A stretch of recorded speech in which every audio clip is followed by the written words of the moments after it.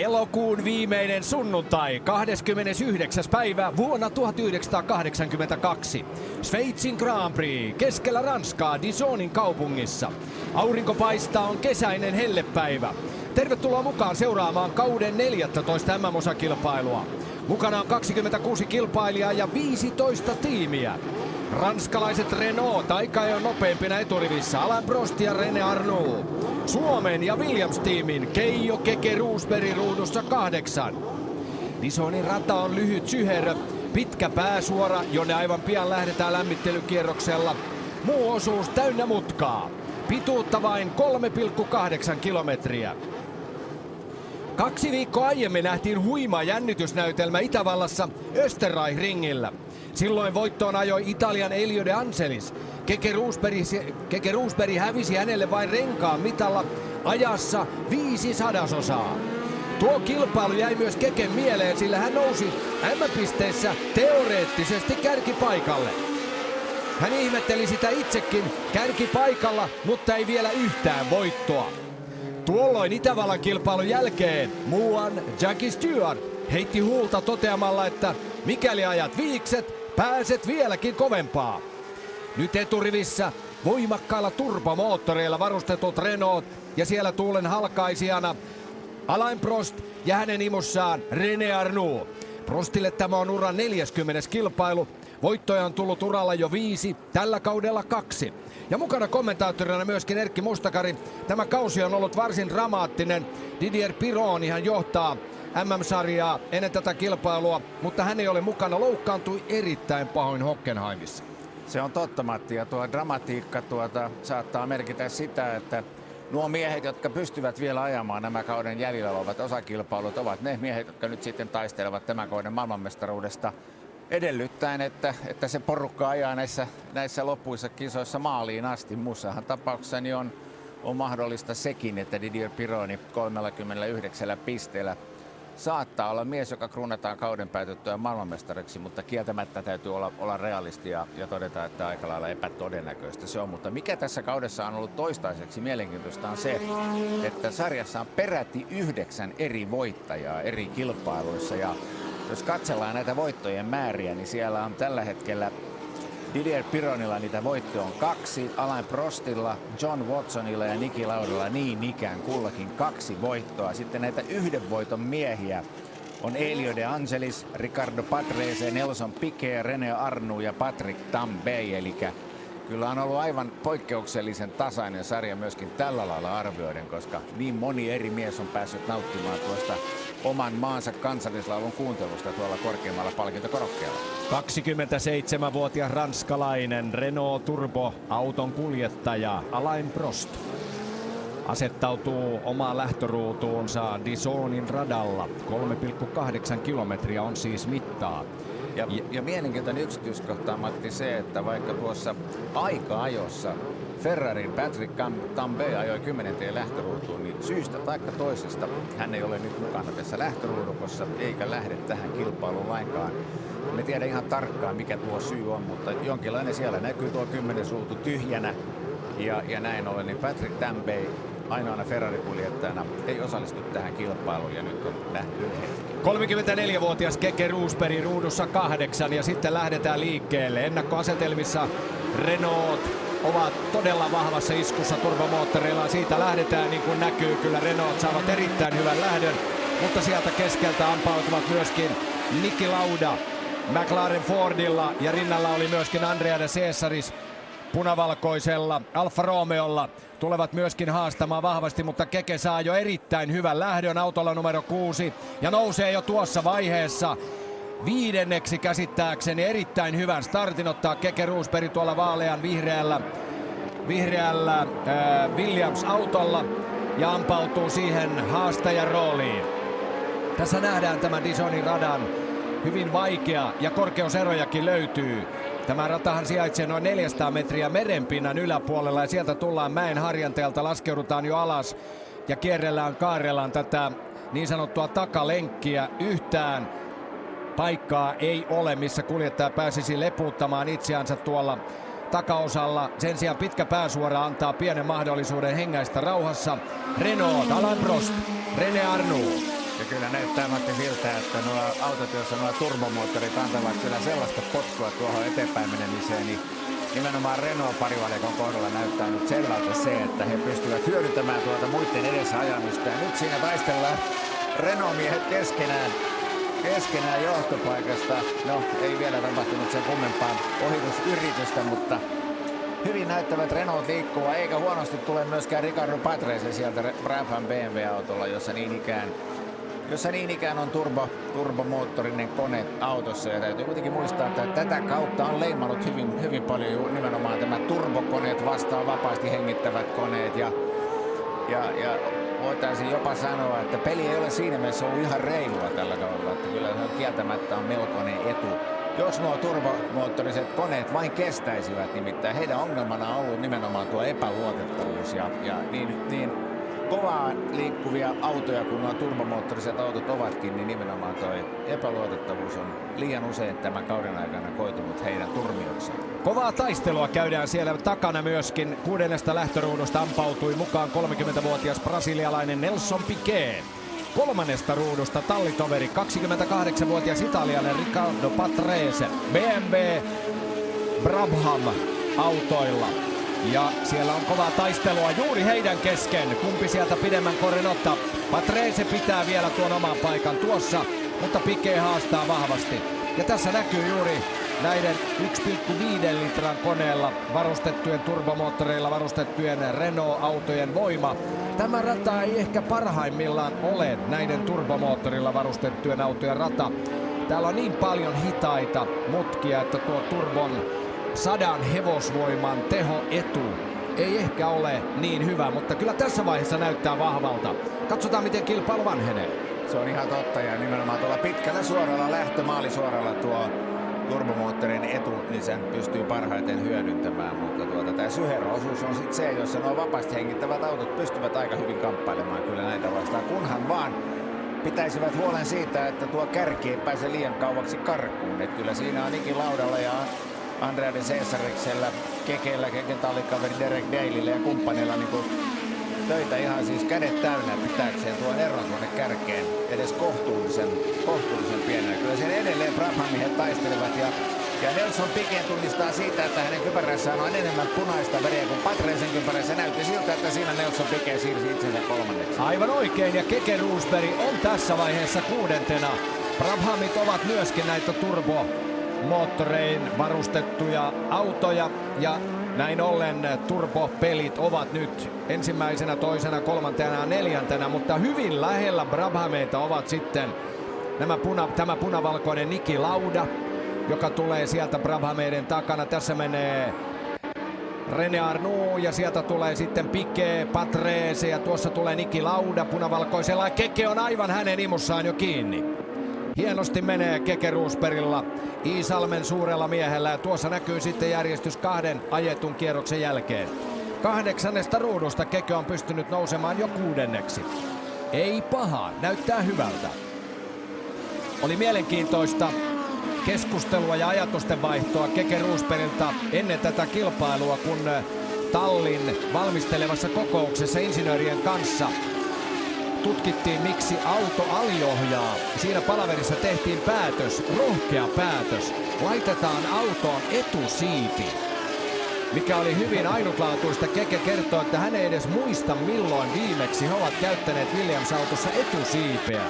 Sen sijaan näillä turbomoottoreilla varustetuilla autoilla etusiipi näyttää olevan vakiona, niin kuin näistä Renault hurjista peleistä pystymme havainnoimaan, samoin Brabhameilla, mutta Williamsilla, joka käyttää 3 litran Ford Cosworth-moottoria, vapaasti hengittävää moottoria, niin tälle radalle tämä etusiipiratkaisu on ollut hyvä. Ja vielä tässä ennen kilpailua sunnuntai-aamuna ajetussa vapaissa harjoituksissa Williamsin mekaanikot huomasivat, että siellä on ensimmäinen konerikko tiettävästi tulossa.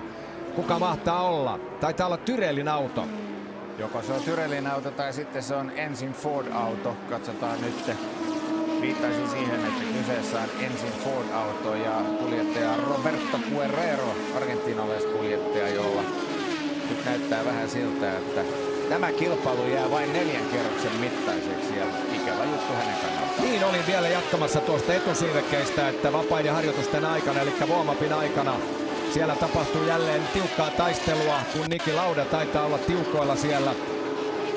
Vapaiden harjoitusten aikana huomattiin, että Brabham aivan viereisessä pilttuussa Williamsin lähellä laittoi myöskin siivekkeitä, kun huomasivat, että Williams on siirtynyt etusiivekkeiden käyttöön. Ja sitten vähän kauempana huomattiin myöskin, että Lotus Tallin puolella tehdään samanlaista työtä. Ja Lotus Tallin kuljettajina ovat tässä kilpailussa Elio De Angelis ja Nigel Mansell. Yksi mielenkiintoinen lisä oli myöskin tässä valmistelevassa kokouksessa rengasvalmistajan kanssa. Ja nyt on siellä pahasti, mennään jo reunamille Brabham Tallin autoko siellä, onko Piquet, jonka renkaiden kulumiset ovat jo siinä tasossa, että auto ei pysy oikein valkoisten viivojen välissä. Niin, päätettiin niin, että otetaan sekarengastus, mikä oli ainutlaatuista ja harvinaista, mutta vapaiden harjoitusten aika-ajoin ja sunnuntain warm-upinkin perusteella tällainen ratkaisu Goodyearin puolelta tehtiin.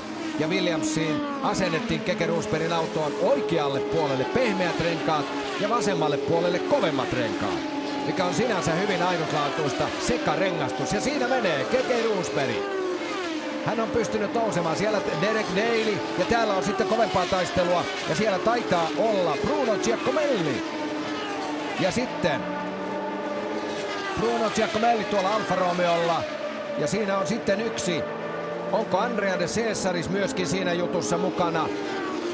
Tiukkaa taistelua, punavalkoisia autojahan ovat siis Niki Laudan, McLaren, Andrea de Cesariksen Alfa Romeo ja myöskin Bruno Giacomellin Alfa Romeo.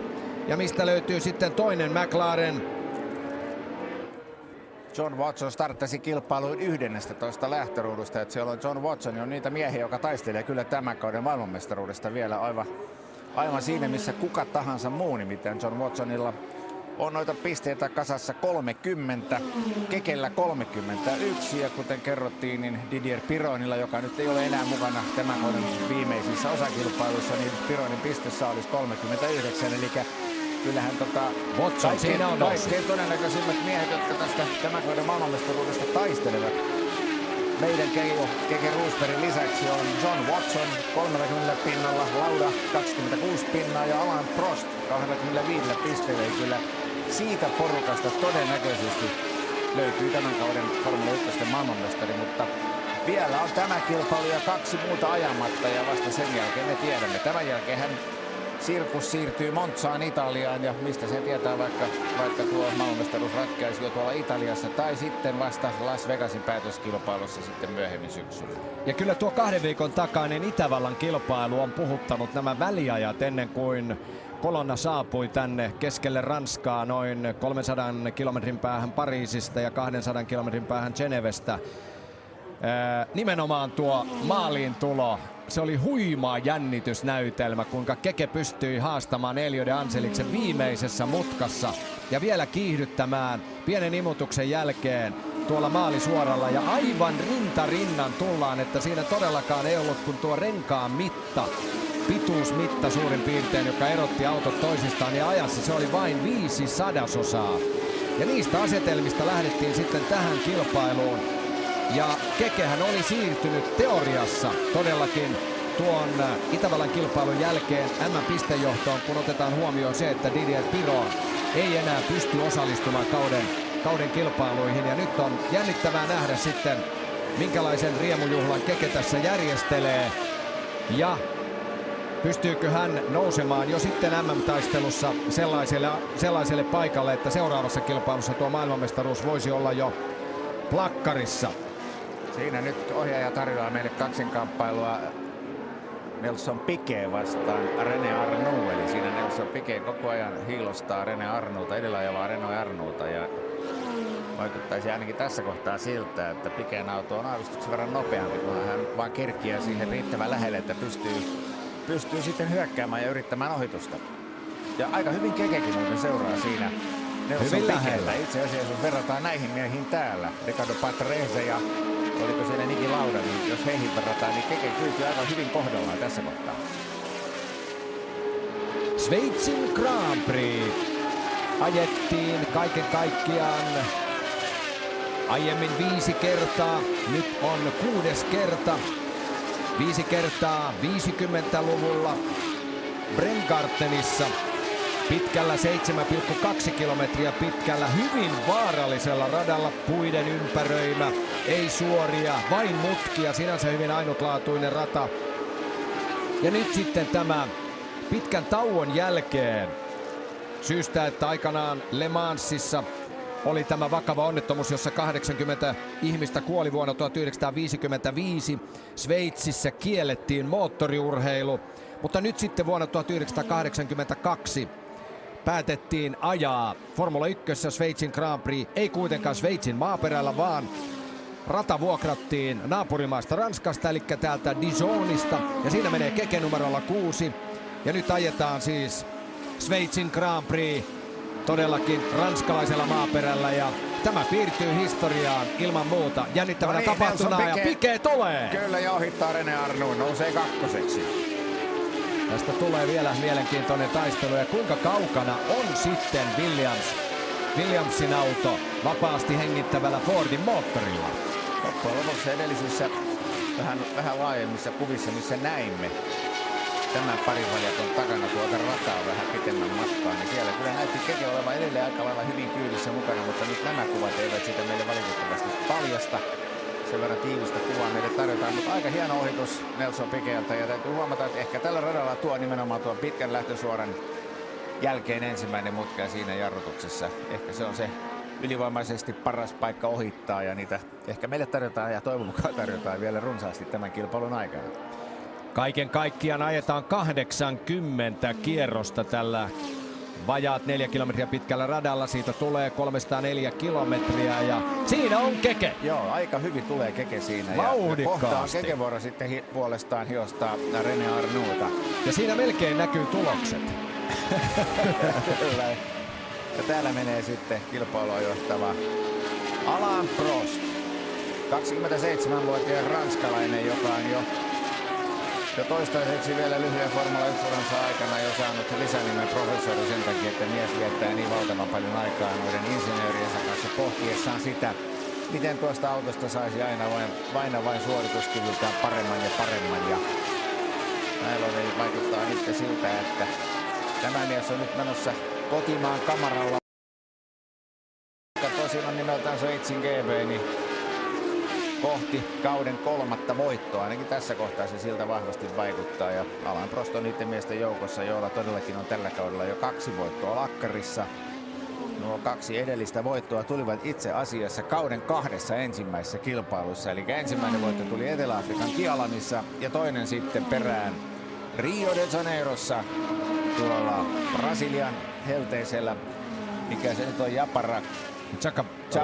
Rapakua sinne suuntaan radalla, ja siellä tuli tuo Prostin toinen voitto. Sen jälkeen on ollut vähän hiljaisempaa Alain Prostilla.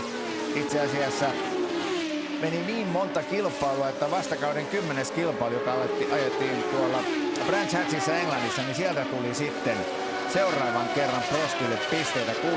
sijasta, 1 vaivainen piste. Ja Paul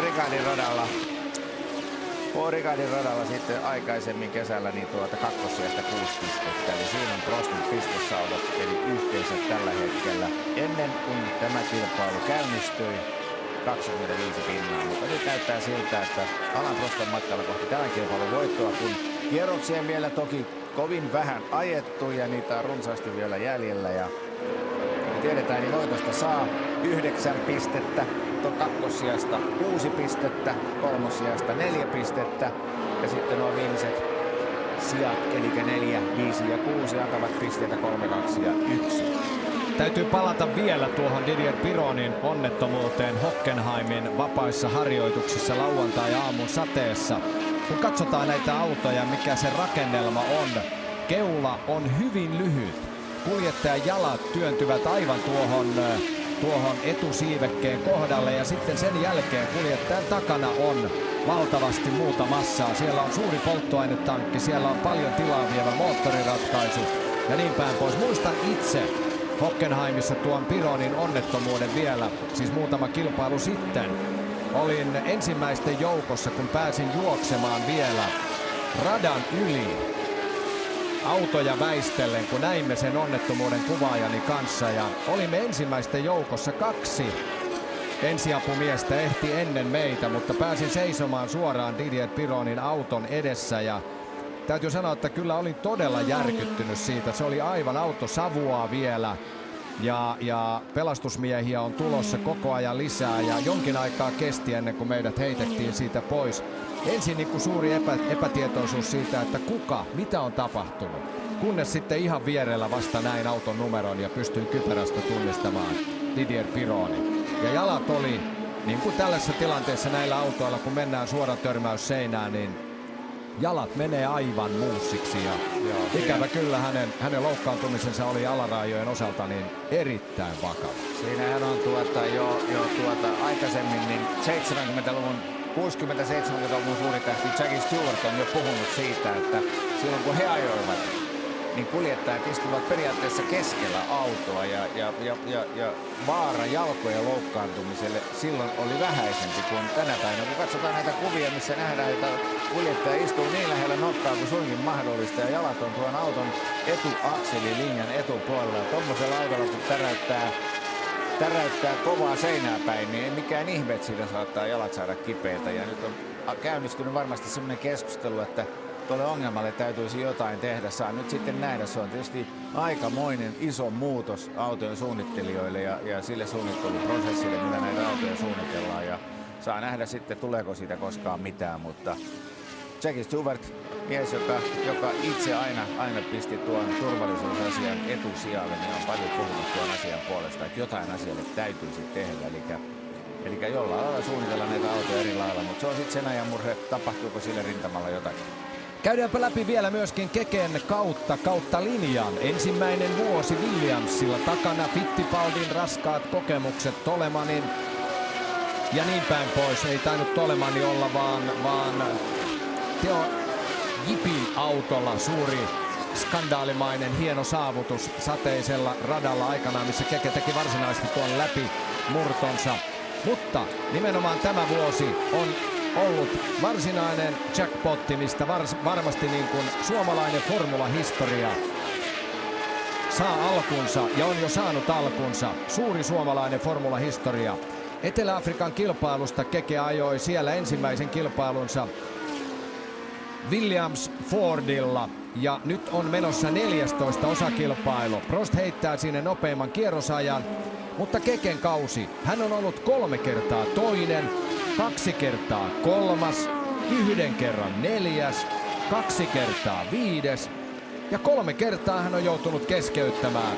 Kerran hänet on yhteen ajon vuoksi hän on ajanut sivuun, kerran on hajonnut vaihdelaatikko ja 1 kerran polttoainejärjestelmä ja sitten on kerran hylätty. Niin kuin Erkki Mustakari jo mainitsi tuon Brasilian kilpailun, Keke oli siellä maalissa toinen, mutta hänet hylättiin ja Prosthan siellä oli sitten voittajana tuossa kauden toisessa osakilpailussa. Kyllä, ja se Keken hylkääminen nosti siellä John Watsonin kakkoseksi ja siellä sitten 3. miehellä palkintopallilla keikkui britti Nigel Mansell, joka ajaa nyt toista täyttä kauttaan Formula 1. Britit ovat olleet vähän ristiriitaisia antaessaan lausuntoja Mansellista. Mansell on vähän sellainen härkämäinen tyyppi, joka ruuvatessaan ruuvia seinään ei paljon välitä siitä, onko siinä jengoja tai ei, vaan se yleensä menee kuuleman mukaan siihen seinään se ruuvi, mutta aika ei ole näyttänyt jonkinlaisia leimahduksia siitä osaamisesta, mitä hänellä on, mutta hänen tallikaveri Lootuksella on kuitenkin Elio De Angelis on kuitenkin kerännyt pisteitä huomattavan paljon enemmän tämän kauden aikana. Elio De Angeliksella noita pisteitä on 22, kun Nigel Mansell joutui vielä toistaiseksi tyytymään 7 pisteeseen, jotka hän on ottanut tuolta kauden toisessa kilpailussa, todellakin sanon kolmannella siellä tuolla Brasilia Rio de Janeirossa ja sitten kauden 6. kilpailussa Monacossa. Siellä Mansell oli hienosti maalissa 4. Mutta pettymysten täyteinen viikonloppu Mansellille tässä vaiheessa, kun tulee ensimmäinen auto, tulee sinne renkaiden vaihtoon. Bruno Giacomelli käsittääkseni. Joo, Bruno Giacomelli, kyllä. Alfa Romeolla. Alfa Romeolla. Ja tässä nähdään, kuinka korkealla hän istuu. Jarrut savuaa pahasti. Niin oli sanomassa Nigel Mansell. Pettymysten täyteinen viikonloppu. Starttasi kilpailun viimeisestä lähtöruudusta. Ruudusta 26. Siinä Bruno Giacomelli. Korkealla istuu Bruno. Kyllä siellä jarrut savuavat vielä aika iloisesti. Ja ei muuta kuin uudelleen radalla. Sieltä hän pöllähtää tuolta valkoisia viivoja leikaten. Tulee sieltä radalle ja tuleeko hän tuohon McLaren kuljettajan eteen, käsittääkseni John Watsonin eteen, vai oliko niin, että Niki Laudan eteen, ja hän on sitten jo kierroksella jäänyt, aivan varmasti jää kierroksella, koska tämä on hyvin lyhyt rata ja kierrosajat aikaa jossakin olivat vähän reilun minuutin. 1:01,380 oli Alain Prostin paalupaikka-aika. Ja siellä nähdään, 18 kierrosta on ajettu, enää 60. Ja Keke on hienosti haastajan roolissa 4. Lauda 5. Kaksinkertainen maailmanmestari Niki Lauda tuossa vaiheessa 5. Mukana 2 maailmanmestaria. Numerolla 1 ajaa tässä kilpailussa tässä vaiheessa toisena Nelson Piquet. Kauden 81 Formula 1 maailmanmestari.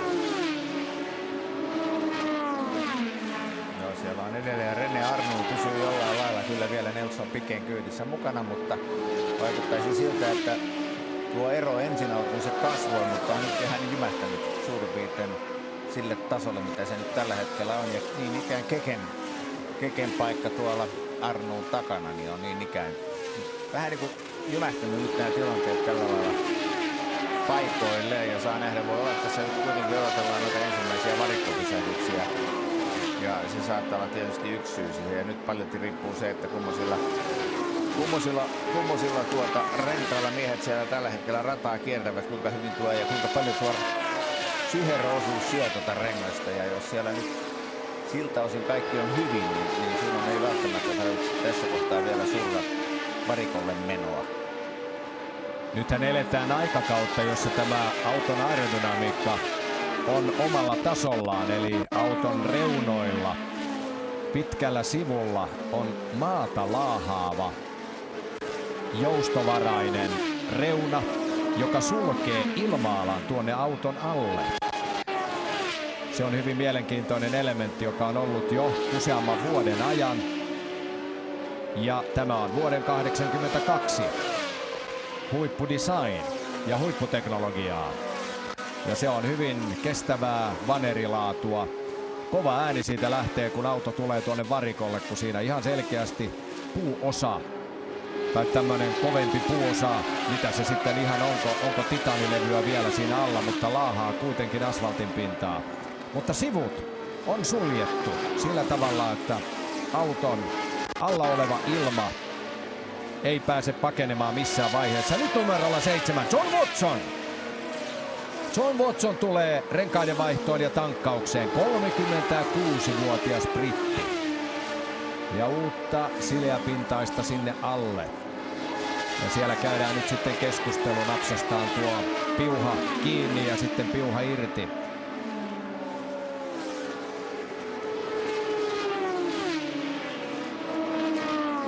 John Watson tulee palaamaan radalle sieltä, mutta putoaa luonnollisesti tuosta kuumimmasta kärjestä pois. Aika-ajoon eivät selviytyneet sellaiset, tai aika-ajon jälkeen itse kilpailun eivät selviytyneet muun muassa Fittipaldin Chico Serra. Suomessakin käynyt kuljettaja Ahvenistolla Keken kanssa kilpailut. Tommy Bruno, Theodor Ford kuljettaja ja Mauro Baldi, Arrows Ford kuljettaja. Samoilla pensoilla mennään siis loppuun asti, vaihdetaan vain renkaat tuossa, ei tankata.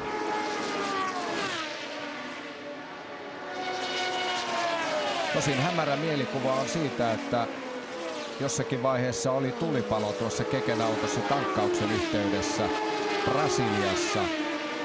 Mutta aika näyttää meille sen, että tuleeko näitä tankkauksiakin vielä, vai ovatko ne sitten tulevaisuuden asioita. Joo, tuossa kun John Watson kävi, niin siinä vain renkaat vaihdettiin hänen autonsa. Ja täällä jatkuu tiukka vääntö. Tässä on nyt näitä kierroksella ohitettavia kiusaamassa näitä Renault-kuljettajia ja se vähän tekee elämän vähän vaikeammaksi.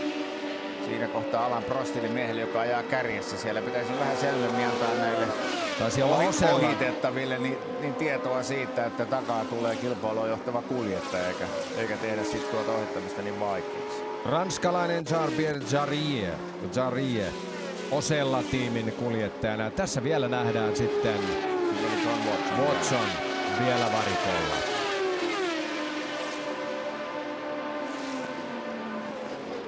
Nyt on pakka täysin sekaisin, kun kuljettajia tulee tuolta varikolle ja samoin sitten vielä kierroksella varvataan. Mutta Renault on Alain Prost joka tapauksessa johdossa. Nelson Piquet on siellä toisena ja Keke Rosberg neljäntenä.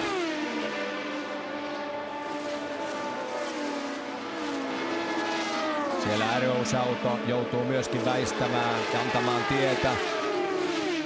Niin kuin siinä taitaa olla sitten myöskin Arrowsin auto. Jännittävää, kovaa taistelua. Kierroksella ohitettavat tarjoavat lisää draamaa ja lisää jännitettävää täällä Dijonin radalla. Dijonin kaupungin 140 000 asukkaan kaupungin reunalla rakennetulla radalla.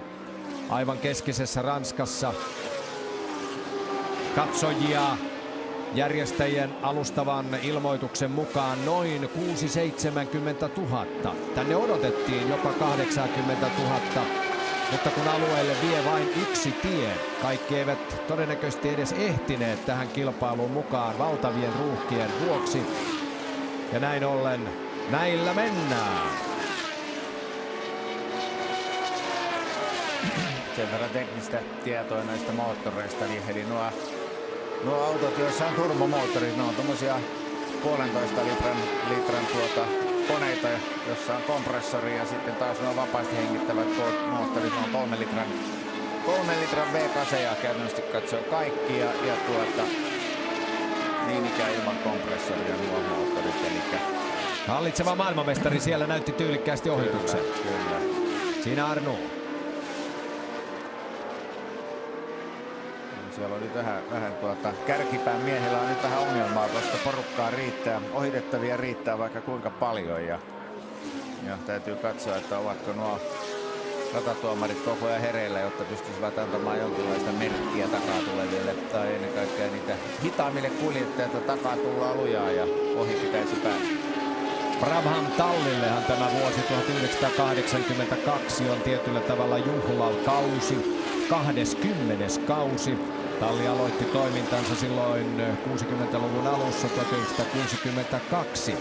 Kaiken kaikkiaan Brabham, eli tällä hetkellä tässä näin Nelson Piquet ajamana Brabham Tallin auto. He ehtivät kilpailla peräti 394 Grand Prix:tä. Pitkä ura ja Brabhamin tallipäällikkönä loistaa Bernie Eccleston. Näin, Piquet tuo joukkoa tai tässä kohtaa vetää keltaista autoa perässään. Piquet toisena. Kärjessä menee siellä muutaman 100 metrin päässä. 27-vuotias, kolmatta kauttaan kilpaileva Alain Prost. Nelson Piquetlle tämä on jo 5. kausi.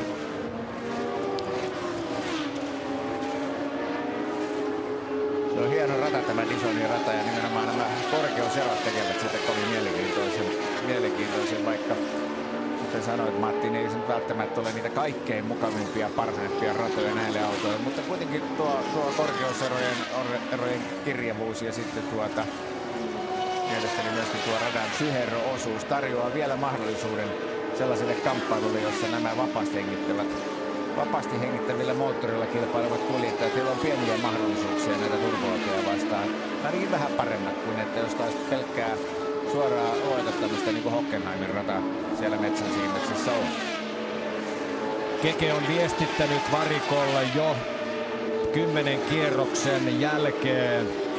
Etukumi alkoi halkeilla. Heillähän on siis sekarengastus, oikealla puolella pehmeämmät ja vasemmalla puolella kovemmat renkaat.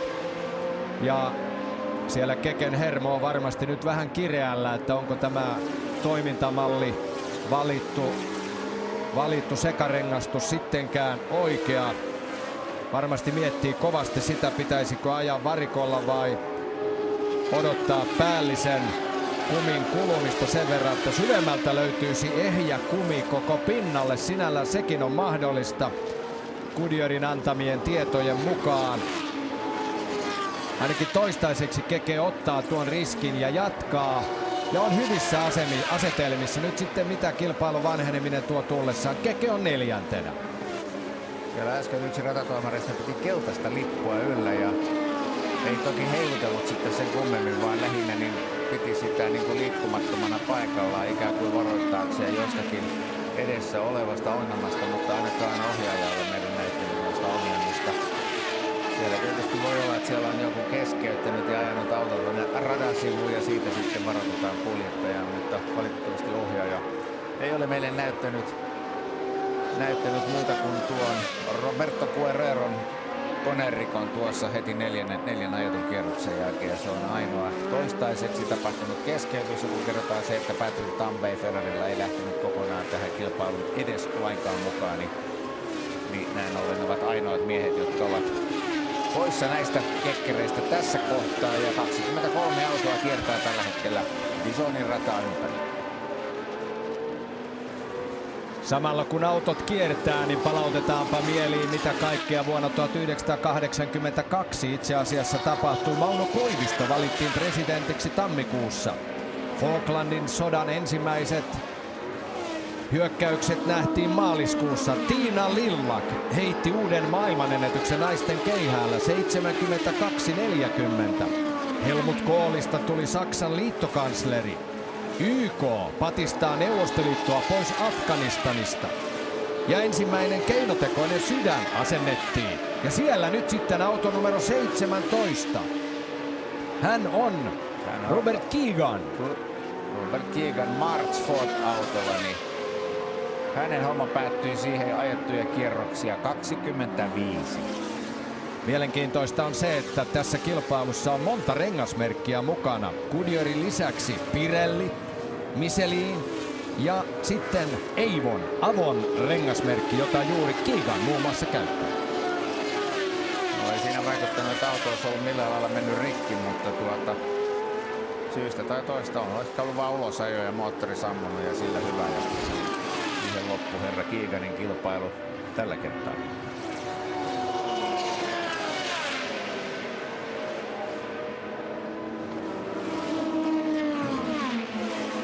Jännittäviä kaksintaisteluja. Ja kyllä täytyy sanoa, että kyllähän tämä turboautojen valtakausi niin on hyvin mielenkiintoinen. Eletään sitä vaihetta Formula 1 historiassa, että turbot ovat tulossa. Nyt eletään tämmöistä välivaihetta, että yhä useammalla tiimillä on turbomoottori tai turboahtimet tuossa moottoriratkaisussa mukana. Tässä kilpailussa, niin kuin Erkki Mustakari totesi, BMW, Brabhameilla on turbot. Niin ikään on sitten Renaultlla. Renault lähtivät eturivistä. Ja sitten löytyy vielä Ferrari-autoista. Tosin Ferrarit ovat tästä kilpailusta kokonaan pois. Ja sitten myöskin Tolemanin. Kyllä. Hart Turbo. Kyllä Tolemanin kuljettajat Derek Borikki ja Theo Fabi. Mutta eivät kummittele tuolla kärkijoukossa millään tavalla.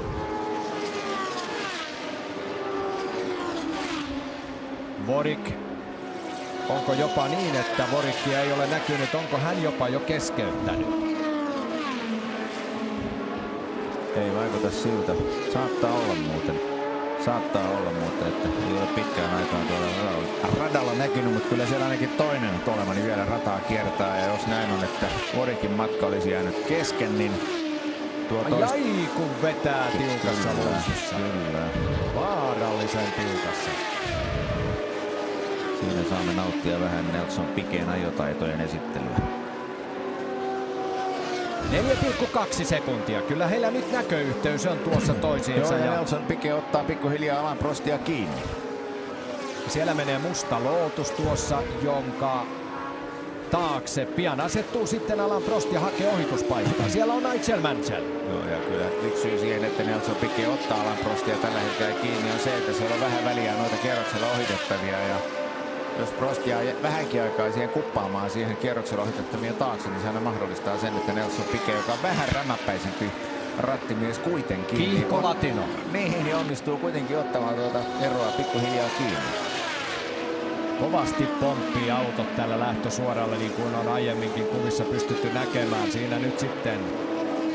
Siinä meni Alain Prost, tässä tulee Nelson Piquet. Mutta rakennelmat kestävät. Auto pomppii. Eivätkä kaikki radat tälläkään kaudella 82 ole yhtään sen parempia kuin tämä Dijoninkaan rata. Ehkä nyt keskimäärin voi sanoa, että täällä on aika paljon pomppuja. Siinä he ovat. Prost, Piquet, Arnoux, Roosberg, Lauda, Patrese. 6 kärki. Aika kauaksi on Patrese jäänyt jo kohta minuutin päähän kärjestä ja kuitenkin samanlaisella autolla kiertää rataa kuin Nelson Piquet, eli siinä mielessä niin kyllä voisi italialaiselta odottaa vähän enemmän, mutta se on hienoa, että Keke on vielä, niin kuin sanotaan, semmoisen etäisyyden päässä, että jos tuolla kärjessä tapahtuu jotakin odottamatonta, niin siinä on vielä hyvä asia seurata tuota kisaa. Seurata vähän niin kuin hailaivaa noita edessä ajavia miehiä. Ja nyt tulee se ohituspaikka, kuinka Prost heittää sieltä Nigel Mansellin.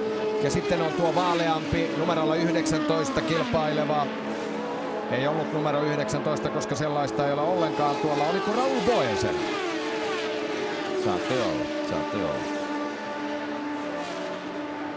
Prost pääsi hyvin ohitse tuossa tilanteessa ja sitten on sama kärsimysnäytelmä siellä kuvan ulkopuolella myöskin Nelson Piquetin kohdalla, mutta ollaan jo sitten mutkaisella osuudella.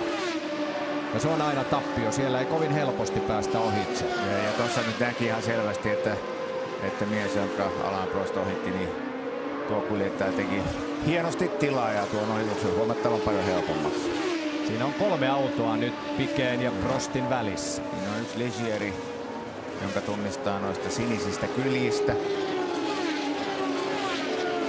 Numeron kanssa pitää olla tarkkana, että tietää kumpi Onko Eddie Seaver vai Jack Lafitte? Niin, kumpi heistä. Ja sitten viimeisenä kolmen joukossa tuossa välissä on britti Nigel Mansell. Ja nyt tulee valikoima. Täytyy kyllä todeta se, että tuo autojen numerointi voisi tietysti olla huomattavan paljon parempi mitä se on ja näin ollen tehdä meille kaikille elämän vähän helpommaksi ja näin on kuljettajan tunnistaminen, mutta Piquet poimii Mansellin siinä. Numerot ovat sen verran huonosti havaittavissa, että täytyy luottaa siihen, että tiedämme suurin piirtein auton värityksestä ja kuljettajan kypärän värityksestä, että kuka mitäkin autoa tuolla radalla tällä hetkellä ajaa. Näin pääsee Piquet nyt sitten. No niin, ei koko ajan ottaa kiinni. Viimeisen 3 kierroksen aikana ero on kaventunut 2,5 sekuntia. Juuri oli sanomassa, että ei ole yhtään revennyt suuremmaksi. Päinvastoin. Sieltä tulee nälkäinen brasilialaiskuljettaja, rupeaa kohta hiilostamaan ranskalaista Alain Prostia oikein tosissaan. Lähestytään kilpailun puolta väliä ja aivan varma on se, että renkaat ovat tässä vaiheessa jo hyvin kuluneet. Kyllä. Prost, Piquet, kärkikaksikko.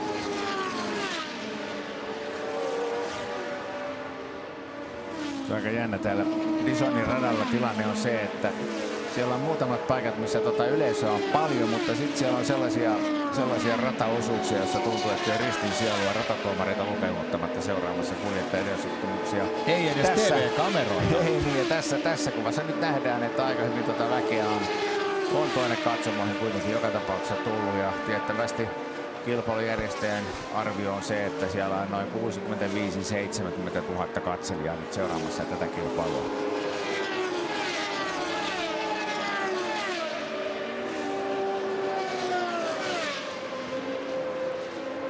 Keke Roosbergin urahan on ollut äärettömän nousujohteista.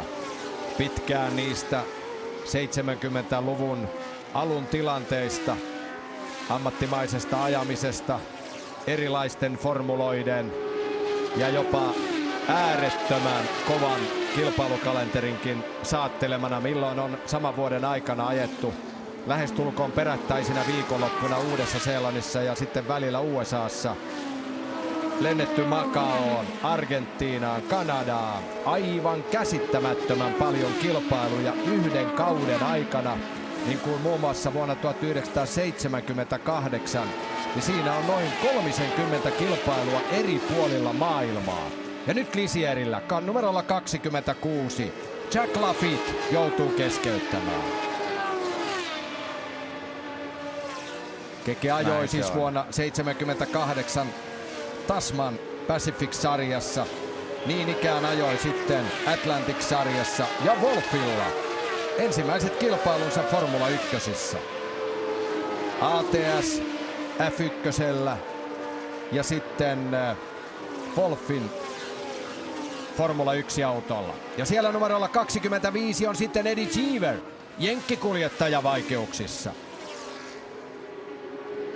Keken kausi jatkui Formula 1 vuonna 1979 niin ikään Wolffin tiimissä, mutta siihen mahtui mukaan sitten Formula 2 osakilpailuja, Can-Amin sarjaa Amerikassa, Kanadassa ja niin päin pois. Ja sitten vuonna 1980 tuli ennakkoon mitä lupaavin ja vahva kiinnitys Fittipaldin tiimiin. Brasilialainen Emerson Emmo pisti oman tallin pystyyn ja Kekessä pääsi toiseksi kuljettajaksi vuonna 1980. Keken ensimmäinen kilpailu tammikuun 13. päivä Buenos Airesissa. Kausi alkoi silloin samoihin aikoihin kuin MM-rallikausi. Todellakin 13. päivä tammikuuta käynnistyi silloin Buenos Airesista Formula 1 MM-kausi. Keken sijoitukset silloin eivät olleet kovin mairittelevia, mutta kuitenkin ensimmäisen ja 6 parhaimman joukkoon 6 kertaa. Ei ihan paha. Montrealissa muun muassa Keke ajoi 6. Ahvenistolla Keke kävi myöskin vuonna 80 kilpailemassa ja voitti Camaro Cupin kilpailun ylivoimaisesti. 81 oli jo sitten vähän vaikeampi. Fittipaldin kalustolla Keke ajoi, mutta milloin jäi vaihdekeppi käteen ja milloin sitten kuului pilkkalauluja kotimaisten säveltäjien ja sanoittajien toteamina ja tuntui, että joka puolelta tulee kuraa. Mutta 81 kauden päätyttyä tulee iloinen viesti. Keke Roosberg pääsee testaamaan Williamsin autoa Paul Ricardin radalle ja siitä kääntyi, voi sanoa laajasti, suomalainen formulahistoria. Käännettiin isoa lehteä ja Keke tuli suoraan Williamsille ja voittaa ensimmäisellä kaudellaan maailmanmestaruuden. Ja silti voi sanoa, että kaiken kaikkiaan vuosi 1982 oli äärettömän mielenkiintoinen ja tapahtumarikas kaikella tavalla. Ja niin kuin alussa Erkki Mustakari totesi, voittajien lista oli pitkä. Kyllä. Ennen tätä Dijonissa ajettua kilpailua, kuten sanoin, niin 9 eri voittajaa on jo päässyt kuuntelemaan korkeammalla korokkeella tuota kansallislaulua. Ja nyt sinne tulee sitten siihen saattaa tulla pieni muutos tässä, kun saadaan tämä kilpailu pakettiin. Tuleeko 10. voittaja? Aivan. Sitähän Keke on koko kauden ajan hakenut. Hänellä on vahva tuntuma siihen, että tulevaisuus on hänen. Ja milloin se mestaruus sieltä tulee, niin se on mielenkiintoista. Mutta vuosi 1982 piirtyy suomalaisen autourheiluhistoriaan suurin kirjaimin. Ja tämä on se osuus tuolla radalla, mihin ei TV-kameraakaan ole saatu paikan päälle. Joo. Siinä menee hallitseva mestari Nelson Piquet. Hänen takanaan piskuinen, temperamenttinen ranskalainen René Arnoux. Lähti kilpailuun siis eturivistä toisesta lähtöruudusta, mutta nyt on 3. Ja Keke Roosberg sitten siellä 4, mutta ei oikein kovin montaa kertaa ole saatu Kekeä näihin samoihin kuviin. Ei, mutta siinä on ihan oikeasti käynyt nyt niin, että René Arnoux on ottanut Nelson Piquetä kiinni. Täällä painaa Alain Prost Siinä on sitten kierroksella jäänyt ja tässä tulee Nelson Piquet ja siellä René Arnoux todellakin prässä. Ja täältä tulee Keke Rosberg ja hänen takanaan Niki Lauda. Sielläkin käydään omaa taistelua ja kukaan näistä kärkikuljettajista ei ole vielä käynyt varikolla ja nyt ollaan kilpailun puolivälissä.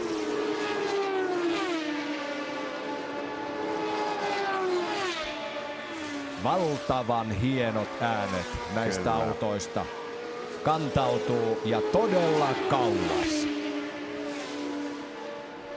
Siinä taisi livahtaa Elio De Angelis. Tässä tulee Nelson Piquet, joka joutuu varvaamaan kierroksella Lotus-kuljettajan. Aiemmin jäi jo toinen Lotus-tähti Nigel Mansell.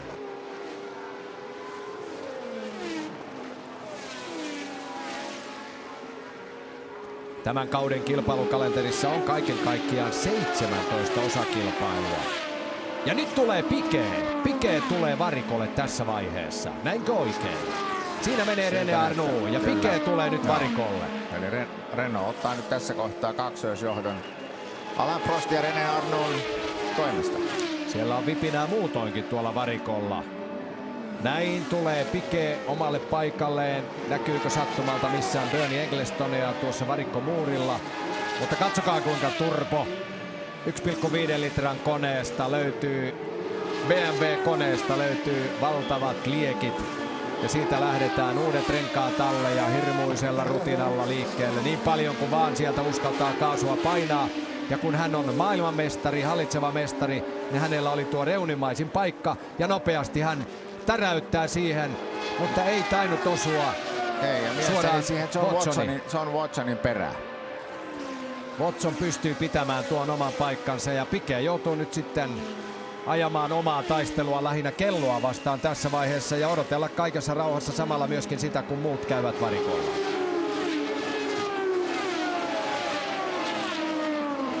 Pitkässä jonomuodostelmassa siinä taisi mennä Patrese BMW Brabhamilla ja täällä on sitten numerolla 25. Toinen lisäkuljettaja Eddie Cheever. Joo, että kyllä siinä aikaisemmin kun Eddie Cheever oli kuvissa, niin hän oli juuri silloin kävi ensimmäistä kertaa varikolla ja nyt on siellä toistamiseen ja ilmeisesti nyt on vähän suuremman luokan ongelmasta kysymys. Kyseessä ei varmasti ole suunniteltu varikkopysähdys, vaan nyt siellä on jotain sellaista ongelmaa, että saa nähdä pystyykö hän jatkamaan matkaa. Etusiivekkeiden kanssa tehdään siellä kovasti töitä. Ligier käyttää tänä vuonna Matran 3 litran koneita V12 myllyjä. Eli siellä pitäisi kyllä olla niin kuin kaikki asiat kohdallaan. Tehokas moottori, mutta nyt jostakin syystä ei kaikki ole aivan hyvin. Joo, siinä vähän niin kuin tehtiin hommia noiden ripustusten kimpussa ja nyt tällä hetkellä kun Piquet kävi tuolla varikolla, niin Alain Prost on repinyt jo 40 sekunnin johdon, mutta saa nähdä, koska Alain Prost tulee tuonne varikolle. Tuskin meitä tarvitsee kovin kauan enää sitä odottaa. Aivan, varikolle tulo, varikon läpi ajo ja kaikki toimenpiteet siellä, se on aika hidas tapahtuma. Voi hyvinkin olla, että palataan samantyyppiseen tilanteeseen. Joo, ja siinä Alain Prost ohittaa Keken tallikaverin Derek Daly. Britti Derek Daly jää siinä nyt jo kierroksella. Kyllä, jos erittäin tarkkoja ollaan, niin hyvin punatukkainen irlantilainen. Niin ollaan ihan tarkkoja. Joo, ollaan tarkkoja. Britteen saarilta. Kyllä.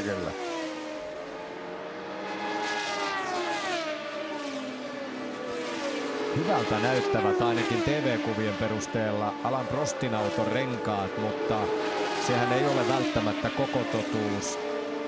Prost itse tietää, ja toisaalta kyllä TV-kuvakin on kertonut, että minkäänlaista tämmöistä holtitonta lipsumista ei ole ollut, että he ovat varmasti löytäneet autoihin hyvän optimaalisen pidon. Siinä näkyy nyt sitten paremmuus. Siellä ovat Piquet ja Patrese, eli Brabhamin kuljettajat peräkkäin. Prost, Arnoux, Renaultilla kaksoisjohto. Sitten on Keke kolmantena. 10,5 sekuntia ainoastaan. Ja samassa tilanteessa mennään.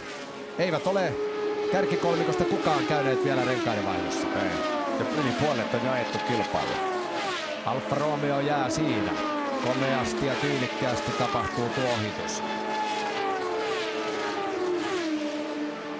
Alain Prost. Prostilla ei siis vielä yhtään maailmanmestaruutta tässä vaiheessa.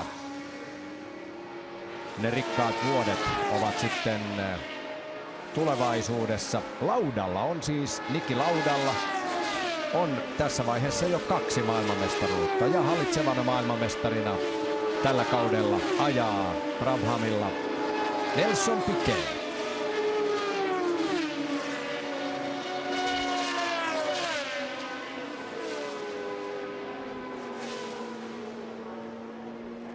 Siinä mielessä tämän kauden sarja Formula 1 on mielenkiintoinen, että siellä on 3 auton valmistajaa omilla talleillaan mukana. Eli perinteinen Ferrari, joka nyt valitettavasti Pironin loukkaantumisen ja Tampeen muiden murheiden takia ei päässyt osallistumaan tähän kilpailuun, niin Ferrari on yksi autonvalmistaja, joka on omalla tallillaan mukana. Toinen on Renault ja 3. on Alfa Romeo. Et 3 tallia, jotka ovat autonvalmistajana mukana. On helppo uskoa se, että Renaultlle nimenomaan autonvalmistajana tuo valmistajien sarjan mestaruus on se suuri porkkana ja tavoite, mihin talli 100 varmasti pyrkii. Ja siinä mielessä niin Ferrari on heidän ykkösvastustajansa.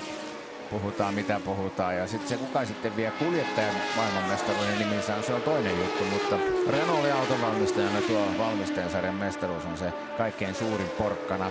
Toki sama voidaan sanoa Ferraristahan. Kyllähän Enzo Ferrari on aina todennut sitä, että se on tärkeää, että Ferrari voittaa ja ne miehet, jotka niitä autoja ajaa, niin se on niin kuin vähemmän tärkeä asia.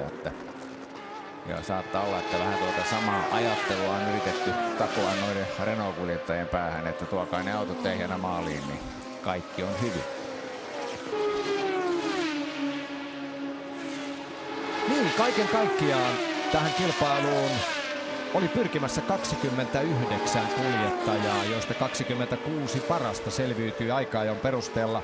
Ja kun katsotaan näitä tiimejä, ketkä vuonna 1982 olivat mukana, muun muassa tässäkin kilpailussa tai tähän kilpailuun pyrkimässä. Brabhamilta 2 autoa, Tyrrelliltä 2 autoa, Williamsilta 2 autoa, McLarenilta, ATSltä 2 autoa, Lotukselta 2 autoa. Siinä tilanne. Ja Keke 16,8 sekuntia. Nyt on tapahtunut jotain. Keke on jäänyt reilut 5 sekuntia enemmän edellisestä vertailusta. Ja sitten mennään vielä eteenpäin. Renault'ta 2 autoa, Marchilta 2 autoa, Fittipaldilta vain 1 auto, Alfa Romeolta 2, Lisieriltä 2, Ferrarilta 2, Arrowsilta 2 ja Tolemanilta 2 autoa. Mutta sitten on 1 auton tiimiä, Theodor, jolla Keke teki suuren vaikutuksen, voisiko sanoa urallansa suurin piirtein ihan siellä neitseellisimmässä vaiheessa. Ei ollut MM-osakilpailu. Ja sitten yksittäisinä vielä löytyy Fittipaldi, on vain 1 autolla mukana. Tosin Chico Serra ei päässyt mukaan tähän kilpailuun. Ja Ensing on myöskin 1 autolla. N181 tyyppiä, sillä ajoi Roberto Guerrero ja hän oli kisassa mukana. Mutta on joutunut jo keskeyttämään. Kyllä jo heti 4 kierroksen jälkeen. Ja tällä hetkellä kun kierroksia on kohta noin 44-43 tulee kai kohta täyteen, niin tällä hetkellä keskeyttäneiden joukossa on tuon Roberto Guerrero. Lisäksi on Derek Warwick Tolemanilla jäänyt radan varteen. Hänellä oli moottorikko kyseessä Robert Keegan March-autolla. Hän ajoi ulos radalta ja sen takia kaikesta huolimatta auto ei näyttänyt menneen siinä lainkaan rikki, että ilmeisesti vaan moottori sammui ja homma loppui siihen. Raul Boesel, niin ikään March-kuljettaja, joutui jättämään autonsa tuonne radan varteen ja hänen keskeytyksensä syy oli vesivuoto. Ja sitten vielä Theo Fabi ja Jacques Lafitte. Theo Fabi Tolemanilla ja Jacques Lafitte, niin kuin näimme, jäi tuonne varikolle.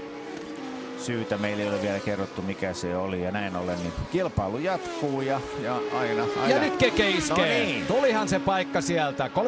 34-vuotias suomalaistähti heittää sieltä 28-vuotiaan italialaisen Riccardo Patresen ohitse. Ja tuossa saattoi olla myöskin se selitys, miksi Keke oli jäänyt. Hän oli jäänyt tuon Patresen taakse niin pitkäksi aikaa. Kyllä, sen takia tuo ero kärkeen oli kasvanut. Ja saman tien tuo ero kasvaa Patresen silmissä oikein kunnolla. Kekellä on hyvä vauhti päällä. Kyllä, Keke menee nyt todella hyvin. Hieno sää, noin 30 asteen helle, paljon väkeä, aurinko paistaa, pieniä kumpupilviä.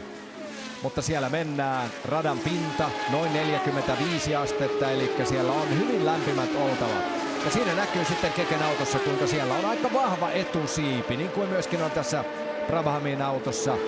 näihin molempiin autoihin asennettiin siis tuo etusiipi sunnuntai-aamun lämmittelyn jälkeen. Muutamia autoja nähdään, joilla ei ole etusiipiä lainkaan. Kuten muun muassa tuossa McLaren-autossa etusiipi on lähinnä tällainen hyvin erilainen. Vähän siellä auton keskirungon tai tuossa kuljettajan polvien kohdalla suurin piirtein. Näin Keke Rosberg ja jättää taaksensa Patrese. Ja onko niin, että siinä on Niki Lauda on tuossa Patresen takana tässä vaiheessa? Kyllä, juuri näin.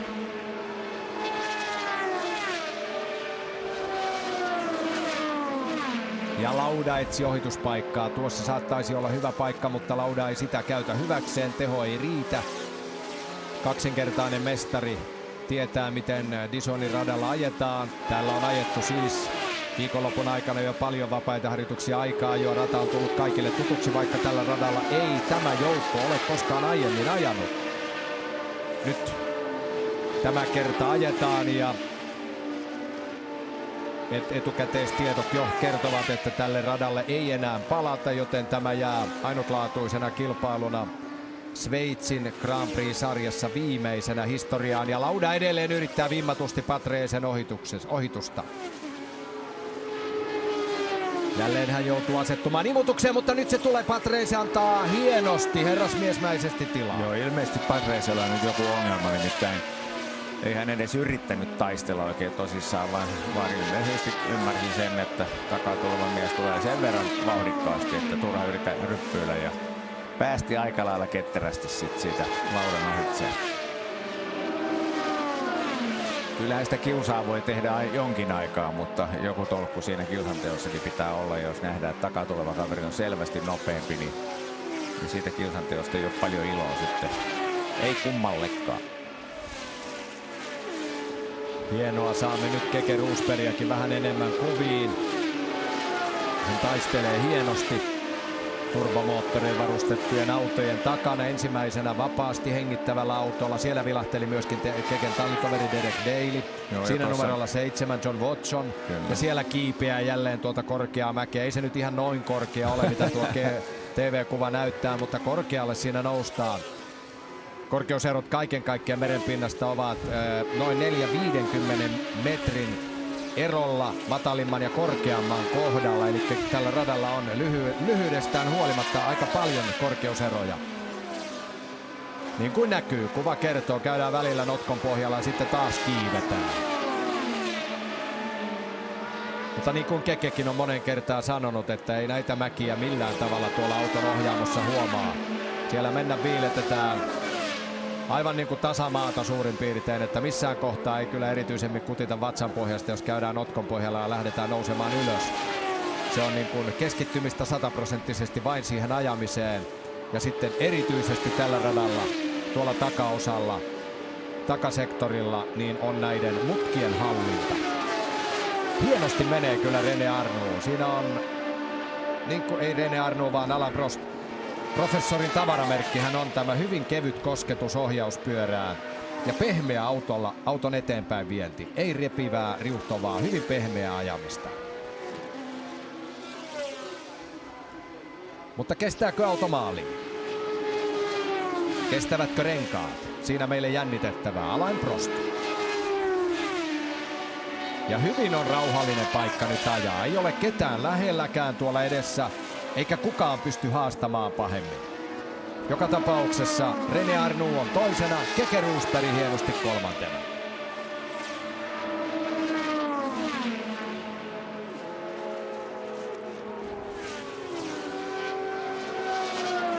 Muutamin kohdin tulee selvästi myöskin pilvisempiä alueita. Muutama kumpupilvi osuu kohdalle ja se on aina selvää, että isompi pilvialue saattaa hiukan viilentää tuon radan pintaa ja antaa kenties sitten vähän enemmän pitoa niille kohdin, vai oliko se päinvastoin?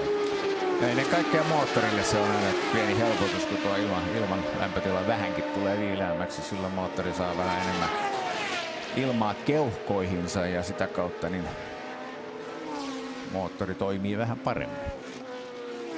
Kauden 14 Formula 1 MM-osakilpailu. Tämän jälkeen vielä jännittävät 2 kilpailua. Monza 12.9.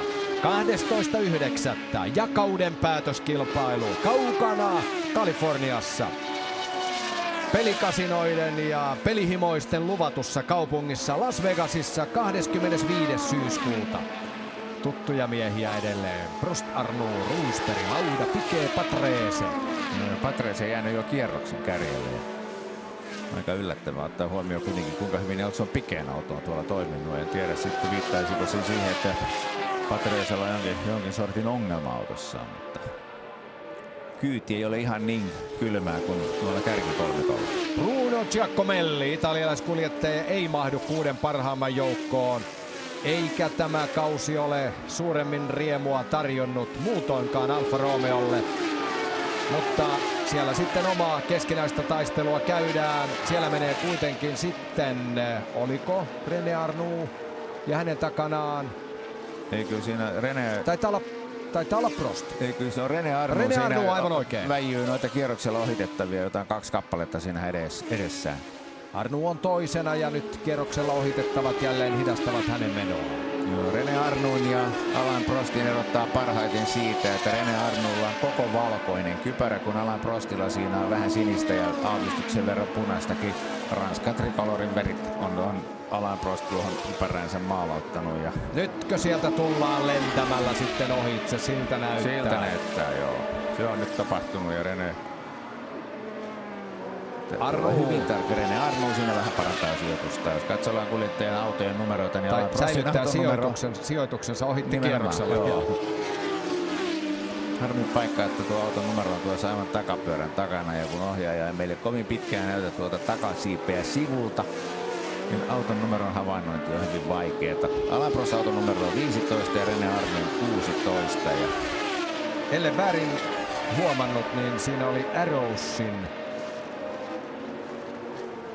Arrowsin auto, oliko Marc Surer vai Mauro Baldi, joka tuossa ainakin toisena. Ei, Baldi ei startannut koko kilpailun, siinä täytyy olla niin, että siellä oli Marc sitten Marc Surer, joka jäi kierroksella tuossa tilanteessa. No ja Marc Surerille tietysti sveitsiläisenä olisi tietysti kivaa tässä kotimaan GP:ssä pärjätä hyvin, mutta ei se nyt ihan siltä näytä tässä kohtaa. Paikka paikoin kuvissa näkyy myöskin mielenkiintoisesti vuoden 80 tason turva-aidat. Vuonna 82 kaikilla radoilla pääasiallisena auton hidastavina elementteinä käytettiin reunamilla tällaista turvaverkkoa. Joko se oli kolminkertainen muutamin metrin välein tai sitten kaksinkertainen riippuen vähän mutkapaikoista, mutta niihin verkkoihin kun auto ajoi, niin kyllä se yleensä sitten jossakin vaiheessa pysähtyy ennen kuin se törmää teräksisiin kaiteisiin tai betonimuuriin. Se on ihan totta, ja kyllä toi tietysti oli omalla tavallaan karua katseltavaa Zolderissa, kun Gilles Villeneuve paiskautui Ferrarista ulos ja paiskautui sitten itse asiassa sen karmean näköisen kolorin jälkeen niin niihin turvaverkkoihin ja sitten mainio kanadalaiskuljettaja menehtyi sitten siinä onnettomuudessa ja siinä oli omalla tavallaan, kuinka nyt sanoisin, traagisella tavalla tuli näytille, kuinka nuo verkot toimivat silloin, kun sinne rikki menneet autot menee tai autosta ulos paiskautuneet kuljettajat.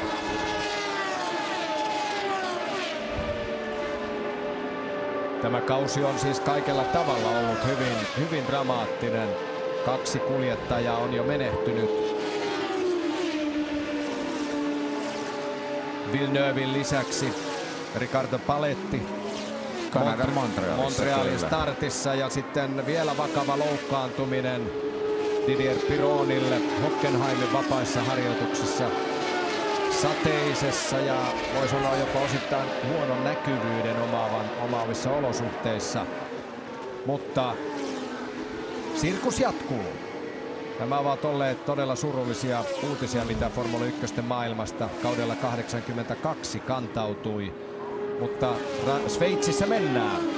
Sveitsin Grand Prix nimissä mennään, vaikkakin ranskalaisella radalla. Ja tässä on vähän tunnearvoa vaikuttavia tekijöitä myöskin tänä vuonna juuri se, että Sveitsin osakilpailu ajetaan, vaikka se Sveitsin Sveitsissä moottoriurheilu kiellettiin vuonna 1955 tuon Le Mansin 80 ihmishenkeä vaatineen onnettomuuden jälkeen kokonaan.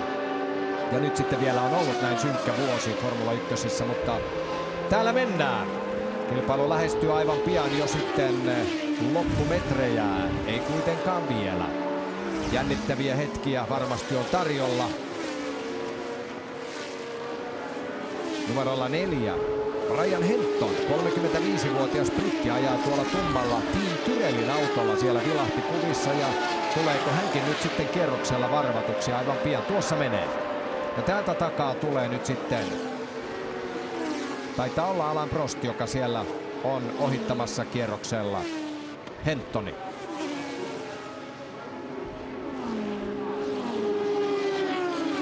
Voi sanoa, että ikä ei kovin paljon nyt vuonna 1982 paina. Täällä on sarjassa hyvinkin paljon kokeneita kuljettajia. 35-vuotias Henton muun muassa. 36-vuotias Jean-Pierre Jarier. Ja sitten katsotaan vielä Jacques Lafitte, 38-vuotias. Ja nyt sitten Eddie Seaver. Eddie Seaver joutuu keskeyttämään. Kyllä, ja se tarkoittaa käytännössä sitä, että matkaa maaliin on enää 10 kierrosta. Eddie Seaverille tuli ajettuja kierroksia 70 täyteen ja nyt on matkaa maaliin 10 kierrosta. Täydennetään vielä tätä ikäjakaumaa tässä. 34 vuotta myöskin Keke Roosbergilla ikää. Kokemus on valttia. Joo, ja miehet paranevat kuin viini vanhetessaan. Aivan oikein. Niin? Ei, kyllähän näillä autoilla ajettaessa niin kokemuksesta on valtava hyöty ja ei mikään ihme, että tuolla mitään räkänokkaisia pikkupoikia ei ole näitä autoja päässyt ajamaan, vaan kaikki ovat käyneet kovan koulun läpi, että ovat saaneet nuo ajopaikat näistä autoista ja kyllä se näkyy siinäkin, että tuo kuljettajien keski-ikä on yllättävän korkea.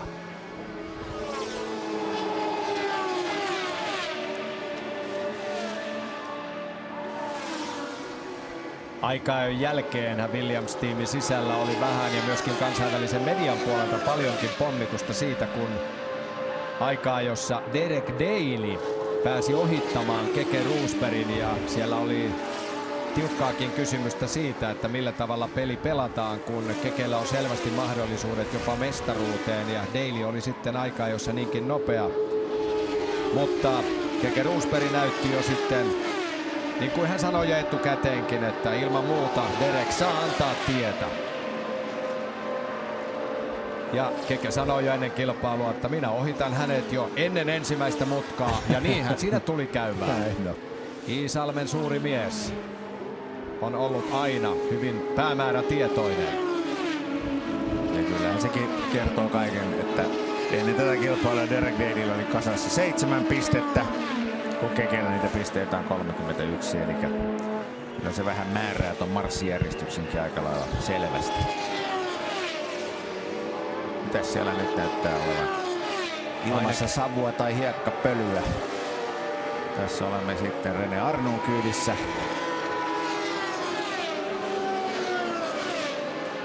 Pilviverho joka tapauksessa ympäröi jo lähestulkoon koko alueen. Ja sitä kautta turbomoottoreilla ajavat erityisesti, no kyllä se on kaikille näille moottoreille se on suuri helpotus. Ja mielenkiintoista on nyt sitten nähdä, että missä vaiheessa Keke pystyy parantelemaan asemiaan. Tässä on nyt aika lailla pitkään ajettu hyvin jäätyneessä tilanteessa. Prost, Arnoux, Roosberg. Mutta palkintokorokkeelle ollaan menossa. Tämä näyttää todella hyvältä siinä mielessä, että palkintokorokkeella on oltu monta kertaa, mutta voittoihin ei vielä suomalaiskuljettaja ole koskaan yltänyt Formula 1 ja jonain päivänä se varmasti sieltä tulee. Siinä menee Yhdessäni René Arnoux ja nyt hän on päässyt Hentonista ohitse. Hänkin. Ja kaksoisjohto on Renaultlla edelleen tiukasti käsissä. Ja missä on sitten Keke? Mahtuuko Keke mukavasti vielä kenties samoihin kuviin jossakin vaiheessa?